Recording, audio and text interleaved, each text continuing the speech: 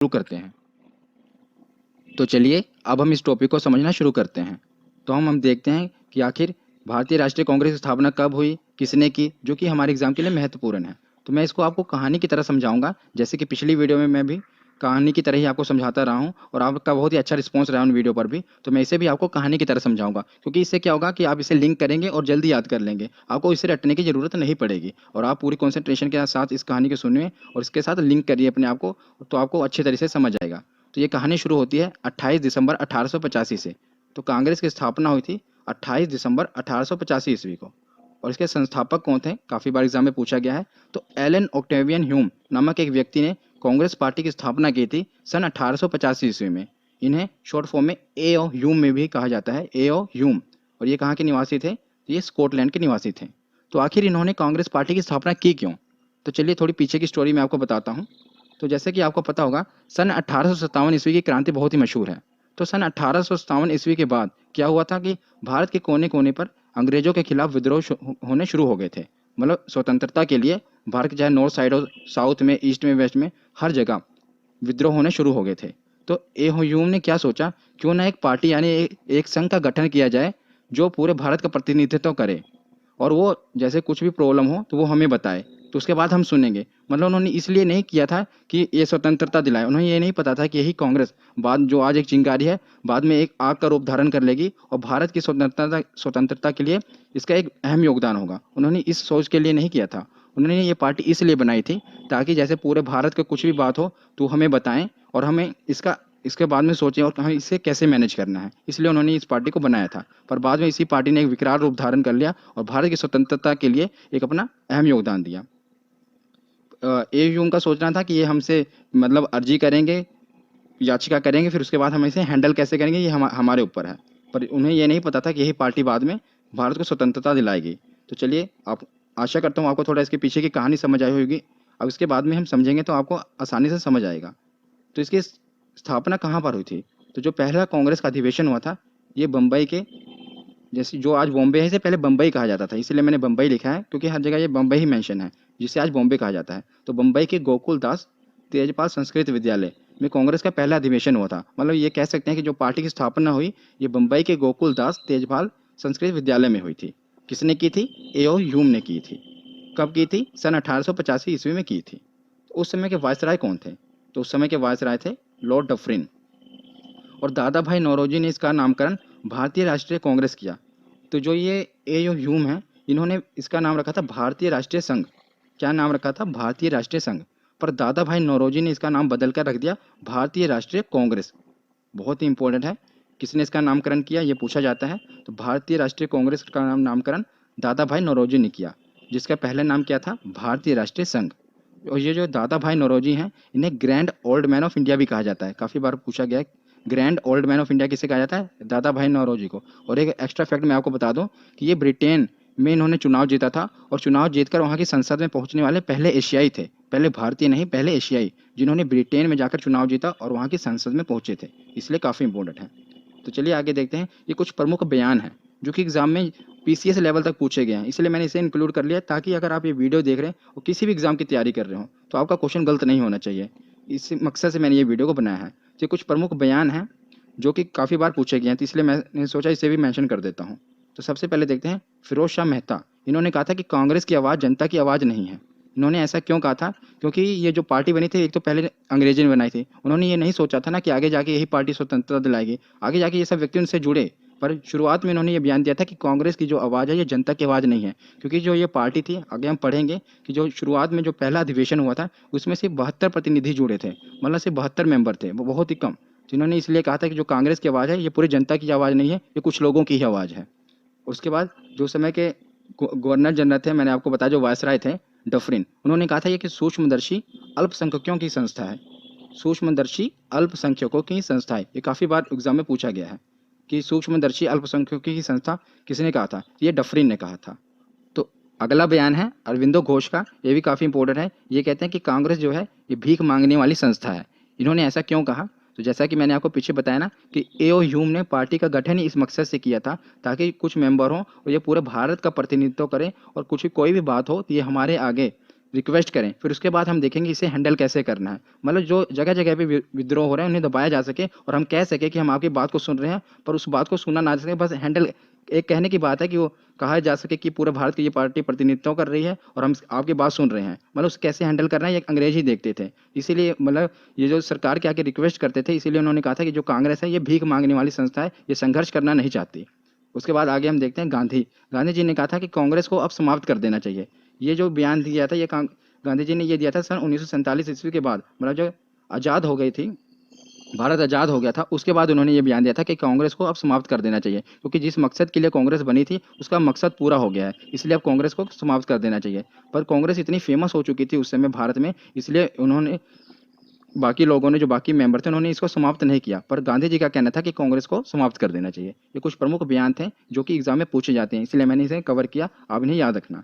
तो चलिए अब हमें अपना टॉपिक शुरू करते हैं कि जो महत्वपूर्ण कांग्रेस अधिवेशन है। वैसे तो अब हम मेन अपना देखते हैं 1885 में मुंबई में विमेश चंद्र बनर्जी ने इसकी अध्यक्षता की, उसमें 72 प्रतिनिधियों ने भाग लिया था। इसीलिए तो कहा गया था कि ये सूक्ष्मदर्शियों की पार्टी है, क्योंकि जो पहले बाद में जो इसके अधिवेशन हुआ था उसमें बहुत कम मेंबरों ने भाग लिया था, सिर्फ 72 प्रतिनिधियों ने भाग लिया था।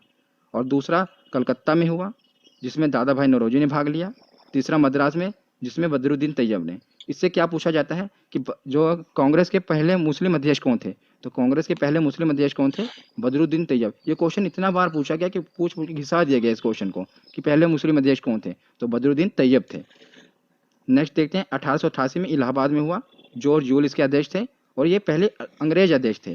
तो पूछा जाए पहले मुस्लिम अध्यक्ष कौन थे, तो बदरुद्दीन तैयब थे। पहले अंग्रेज अध्यक्ष कौन थे, तो जॉर्ज यूल थे। और पूछा जाए कि पहले अध्यक्ष कौन थे, तो वो विमेश चंद्र बनर्जी थे। इससे हमें इतना सीखने को मिला और आप इसे याद रखिएगा क्योंकि इससे बहुत बार क्वेश्चन पूछा गया है इतने पार्ट से। तो नेक्स्ट देखते हैं। अब ये देखिए, आप घबराइएगा मत, बहुत ही आसानी से आपको याद होगा, बस वीडियो को आप पूरा एंड तक देखिए। और तो अगर एक बार नहीं याद होता, एक बार आप पूरा देख लेंगे समझ तो आ जाएगा आपको, फिर दूसरी बार देख के नोट्स बनाइए, उसके बाद आपको इसे देखने की जरूरत नहीं पड़ेगी जिस हिसाब से मैं आपको समझा रहा हूँ। अब देखिए इसे याद कैसे करना है। हमने 4 याद करिए हैं। उसके बाद ये इंपॉर्टेंट है 1896 का, हमको 1896 और उसके साथ याद करना है 1911। क्यों याद करना है मैं आपको बताता हूँ। इन दोनों से क्या पूछा जाता है, हर बार यही पूछा जाता है कि पहली बार वंदे मातरम कहाँ गाया गया और पहली बार जनगण मन कहाँ गाया गया। अब देख रहे हैं ना, एक पहली बार वंदे मातरम गाया गया और एक पहली बार जनगण मन कहाँ गाया, तो दोनों ही कोलकाता में गाए गए, स्थान एक ही है, याद रखिएगा, कलकत्ता। दोनों स्थान कलकत्ता में गए। कलकत्ता में ही ज़्यादातर अधिवेशन भी हुए हैं कांग्रेस के, क्योंकि जो कलकत्ता था ये अंग्रेजों के टाइम, आपको पता है कि दिल्ली से पहले भारत की राजधानी कौन सी थी, कलकत्ता ही थी। इसलिए ज़्यादातर अधिवेशन जो हुए हैं कलकत्ता में ही हुए, क्योंकि कलकत्ता एक प्रमुख स्थान था। तो पहली बार जो वंदे मातरम गीत गाया गया ये भी कलकत्ता में गाया गया, और जो पहली बार जनगण मन गाया गया ये भी कलकत्ता में गाया गया।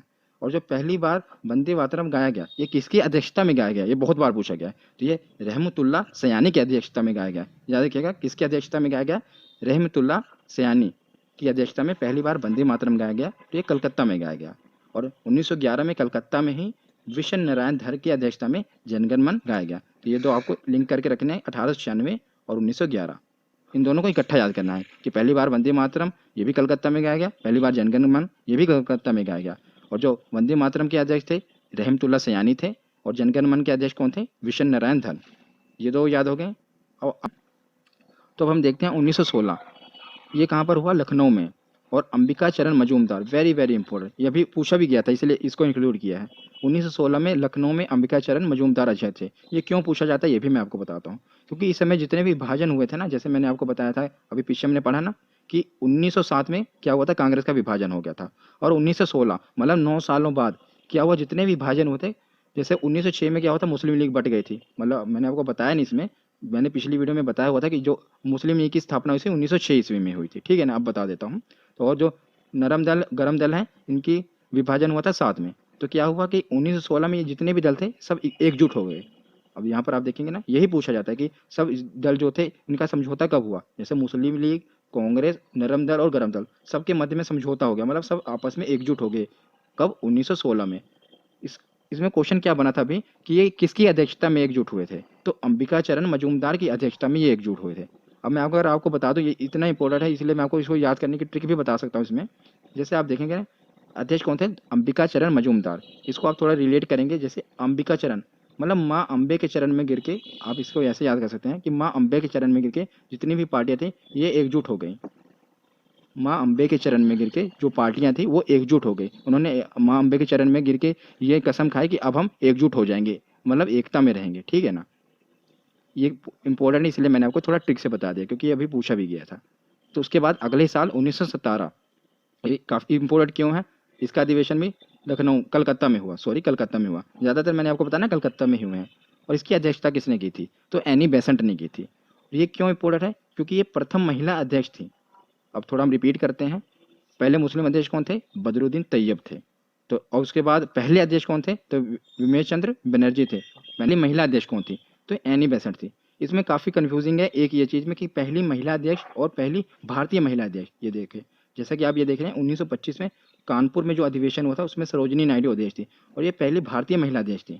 और जो ये अब 1917 में देख रहे हैं ये कलकत्ता में जो अधिवेशन हुआ था, एनी बेसेंट इसकी अध्यक्ष थी, ये पहली महिला अध्यक्ष थी। मतलब पहली महिला अध्यक्ष पूछा जाए, इसी में बार बार कंफ्यूजिंग क्रिएट करता है एग्जामिनर। वो ये पूछता है कि पहली महिला अध्यक्ष कौन थी, तो पहली महिला अध्यक्ष तो एनी बेसेंट थी। लेकिन अगर वहाँ पर लिखा आ जाए कि पहली भारतीय महिला अध्यक्ष कौन थी, तो पहली भारतीय महिला अध्यक्ष सरोजिनी नायडू थी। ये आपको याद रखना है। तो 1917 और 1925 को रिलेट करके चलना है कि 1917 को जो कोलकाता का अधिवेशन हुआ था, एनी बेसेंट वो पहली महिला अध्यक्ष थी। और 1925 का जो अधिवेशन था, सरोजिनी नायडू जिसकी अध्यक्ष थी, वो पहली भारतीय महिला अध्यक्ष थी।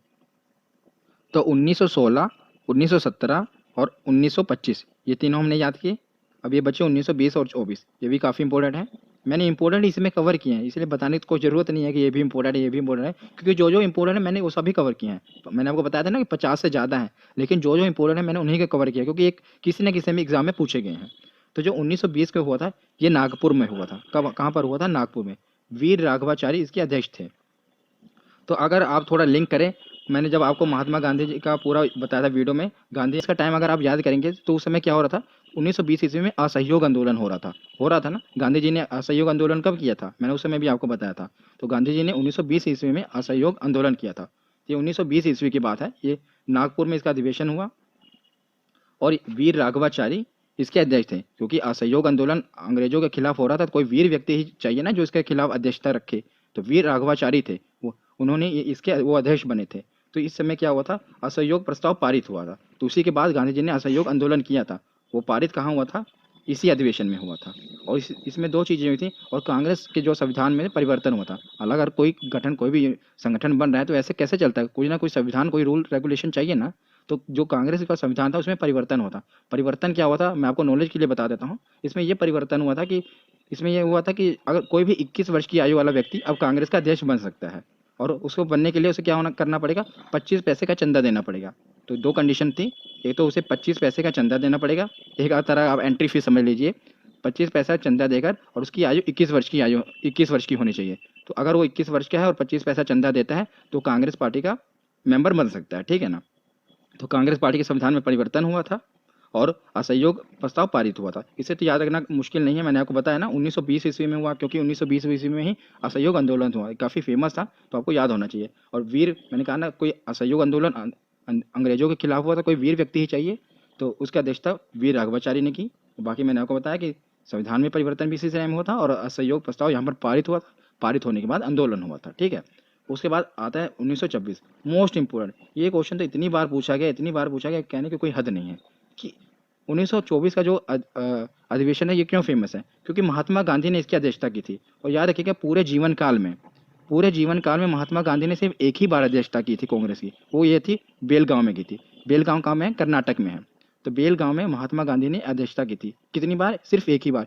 ये प्रश्न पूछा गया कांग्रेस के अध्यक्ष कितनी बार बने महात्मा गांधी, तो आपने कई, हम सोचते होंगे कि महात्मा गांधी मतलब कई बार बने होंगे, लेकिन नहीं, वो सिर्फ एक ही बार अध्यक्ष बने हैं, वो भी सन 1924 ईस्वी में बने हैं। उसके बाद इन्होंने कभी भी अध्यक्षता नहीं की, ना इससे पहले कभी की, सिर्फ एक ही बार की, वो बेलगांव में की। इसलिए मैंने लिखा ना, गांधी जी सिर्फ एक ही बार अध्यक्ष बने हैं, इसलिए काफ़ी इंपॉर्टेंट बन जाता है कि गांधी जी कब किस अधिवेशन में अध्यक्ष बने थे, तो बेलगांव के अधिवेशन में वो अध्यक्ष बने थे। तो याद हो गया, 1925 वाला मैंने आपको बता ही दिया था। तो इसको याद करने का तरीका कैसे था, 1916 का याद करना था, अंबिका चरण मजूमदार, अम्बे माँ के चरणों में गिर के सभी पार्टियां एक मतलब इकट्ठा होने की उन्होंने कसम खाई।